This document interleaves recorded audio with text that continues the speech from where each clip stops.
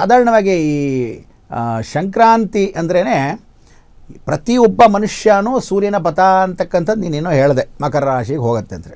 ಮಕರ ರಾಶಿಗೆ ಅರ್ಧರ್ಧ ಭಾಗ ಹೋಗುತ್ತೆ. ಅಂದರೆ ಮಕರ ರಾಶಿ ಅಂದ ತಕ್ಷಣವೇ ಅರ್ಧ ಮೊಸಳೆ, ಅರ್ಧ ನೀರು ಭಾಗ, ಅರ್ಧ ಮೇಲ್ಗಡೆ ಬೆಟ್ಟದ ಭಾಗ ಅಂತ ಕರಿತೀನಿ, ಅಂದರೆ ಬಂಡೆ ಭಾಗ ಅಂತ ಎರಡೂ ಸೇರಿರ್ತಕ್ಕಂಥ 50-50.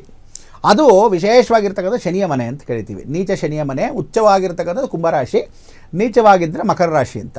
ಸಾಧಾರಣವಾಗಿ ಶನಿಗೆ ಇಬ್ಬರು ಹೆಂಡತಿಯರು, ಛಾಯಾದೇವಿ ಪರಿಪೂರ್ಣವಾಗಿರ್ತಕ್ಕಂಥದ್ದು ಮಾತೃ ಛಾಯೆಯಲ್ಲಿರ್ತಕ್ಕಂಥ ಅನುಗ್ರಹ, ಅಲ್ಲಿ ನೀಲಾದೇವಿ ಮಂದ ಅಂತ, ನೀಲ ಮಂದ ಇಬ್ಬರು ಇರ್ತಕ್ಕಂಥ ಹೆಂಡತಿಯರು. ಈ ನೀಲ ಮಂದ ಇರತಕ್ಕಂಥದ್ರಲ್ಲಿ ನೀಲ ಪರಿಪೂರ್ಣವಾಗಿ ನೀರಲ್ಲೇ ಮುಳುಗಿರ್ತಾರೆ, ಮಂದ ಅಂತಕ್ಕಂಥದ್ದು ಬೆಟ್ಟದಲ್ಲಿರ್ತಾಳೆ. ಮಂದನಿಗೆ ವಿಶೇಷವಾಗಿ ಮಾಂದಿ ಅನ್ನೋ ಒಂದು ಮಗ, ನೀಲಾಗೆ ಗುಳಿಕ ಅಂತ ಒಂದು ಮಗ, ಇಬ್ಬರು ಮಕ್ಕಳು. ಛಾಯಾದೇವಿ ಸಮೇತ ಇದಿಷ್ಟು ಕುಟುಂಬ ಪರಿವಾರ ಸಮೇತ ಶನೇಶ್ವರನ ಮನೆಯಲ್ಲಿ ಸೂರ್ಯಪ್ರವೇಶ. ಅಂದರೆ ತಂದೆನ ಎಷ್ಟೋ ವರ್ಷ ಆದಮೇಲೆ ಸ್ವಾಗತಂ ಪರಿಪಾಗತಂ ಅಂಥೇಳಿ ಅವನು ಕರೀತಾನೆ, ಯಾರೋ ತಂದೆಗೆ ಕರೀತಾನೆ. ಪ್ರತಿ ವರ್ಷದಲ್ಲಿ ಒಂದ್ಸಲಿ ಶನೇಶ್ವರ ಕರೀತಾನೆ. ಆಗ ಛಾಯಾದೇವಿ ಸಂತೋಷ ಪಡ್ತಾಳೆ. ಬಹಳ ವಿಶೇಷವಾಗಿ ಸೂರ್ಯನೋ ಅಯ್ಯೋ ನನ್ನ ಮಗನ ಕಡೆ ಒಂದು ಒಲವು ಇರಬೇಕು ಅಂಥೇಳಿ ಮಕರ ರಾಶಿಗೆ ಪ್ರವೇಶ ಮಾಡ್ತಾನೆ ಧನುಸ್ಸಿಂದ. ಧನಸ್ಸು ಅಂದರೆ ಬಿಲ್ಲು ಬಾಣ ಬಾರಿಸ್ತಕ್ಕಂಥದ್ದು ವಿಶೇಷ. ಆ ಬಿಲ್ಲು ಬಾಣ ಯಾವ ದಿಕ್ಕಲ್ಲಿ ಬೇಕಾದ್ರೂ ಹೊಡಿಬೋದು, ಯಶೋ ಕೀರ್ತಿ ಪದವಿ ಮುಖಾಂತರವಾಗಿ ಬಿಲ್ಲು ಬಾಣ ಮಾಡ್ತಕ್ಕಂಥದ್ದು.